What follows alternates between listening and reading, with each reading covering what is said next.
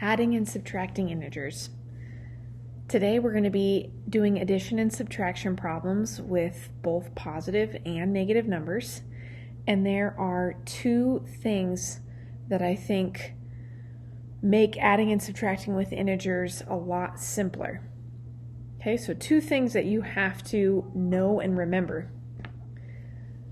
Let's say we had a problem written like a plus negative b.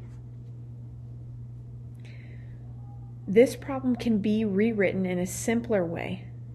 See how you have a plus and minus right together in the center of your problem? I can rewrite this as a minus b. These two problems are the same. They'll get you the same answer, but I think that this just looks a lot simpler. An example with actual numbers instead of variables. 1 plus negative 3. You can rewrite this problem as 1 minus 3.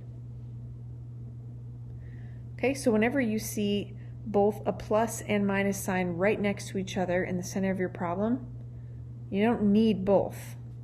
You just need the minus sign. Okay, I'd always like you guys to rewrite your problems like this, as it makes them look easier. Okay, the second thing that you must know, let's say you had a problem that's a minus negative b. Now in the center, I have a double negative. You need to rewrite this as a plus b. Has your English teacher ever talked to you about double negatives? Double negatives are bad grammar. An example of a double negative in English class is saying, I am never not hungry. Here we've got two negative words right in a row. I am never not hungry. Well, what are you actually trying to say here? A much simpler, better way to say this with correct grammar is just to say, I am always hungry. Two negative words are better phrased with just a single positive word.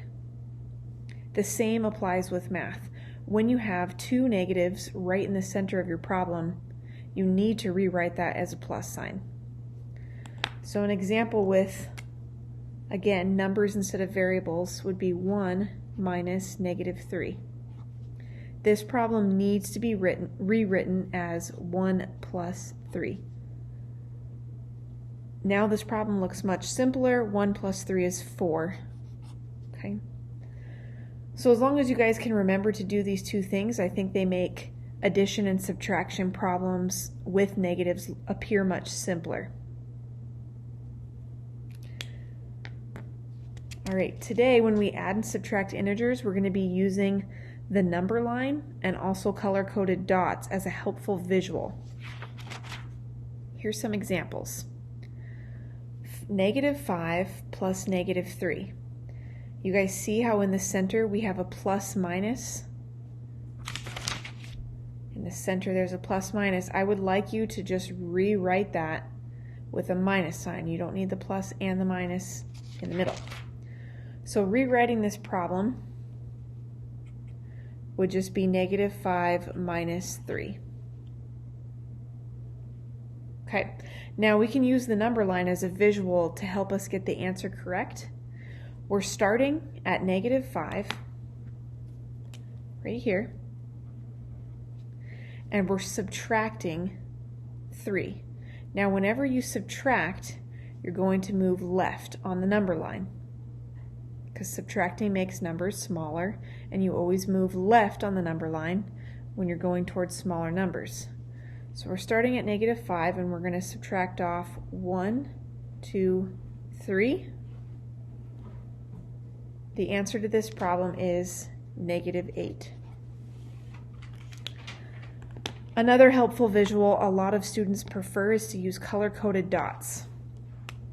Let's say that green represents positive numbers, and red represents negative numbers. I have 5 negative numbers, so I'm going to do 5 red dots.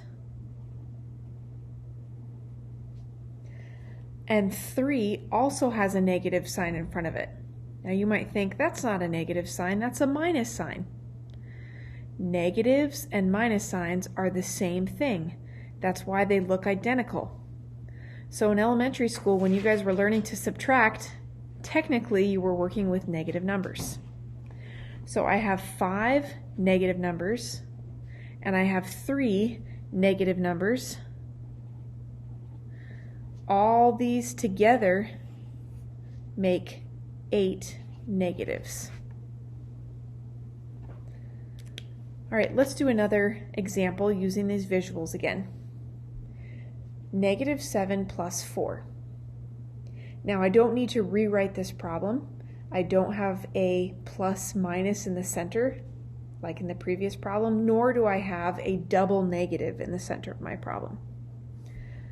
I can go back to the number line. I'm starting at -7. Here's my start point. And I'm adding 4. Whenever you add, you move to the right. Okay, because moving to the right makes numbers bigger. So starting at -7 and adding 1, 2, 3, 4. I land at -3, which is the answer to this problem. Again, we could use also color-coded dots here. I have 7 negative dots.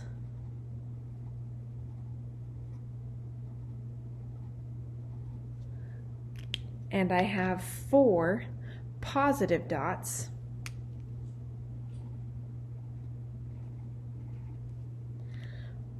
Positives and negatives cancel each other out. So this positive and this negative would cancel each other. This positive and this negative cancel, and these bottom ones. So what am I left with? I'm left with 3 negative dots. The same answer that I got using the number line. Okay, final example here. 3 minus -4. This problem must be rewritten. In the center of my problem, I have a double negative. Double negatives should always be rewritten with a plus sign. What I like to do is just change these 2 negatives to a giant plus. This problem is 3 plus 4, which you learned to do in elementary. The answer is 7. Okay, and again, using your number line, we're starting at +3. This is our start point. And we are adding 4. 1, 2, 3, 4. And I land on 7 as my answer. Or using the dots visual, I have 3 positive dots. And once I rewrite my problem correctly, I have 4 positive dots. This is a whole herd of positives, and it makes for 7 total positive numbers. On your worksheet today, you need to use the visuals to solve the problems. In a couple of days, we're no longer going to be using visuals and doing these problems in our head. But for now, I want you to use the visuals as a guaranteed way to get the answers correct. Also, all the problems on your worksheet, if they can be rewritten in a simpler format like I did here, or like we did there, I want you to rewrite them. Anytime you see a double negative in the center, rewrite it as a plus problem. Anytime you see a plus minus in the center, you can rewrite that as just a simple subtraction problem.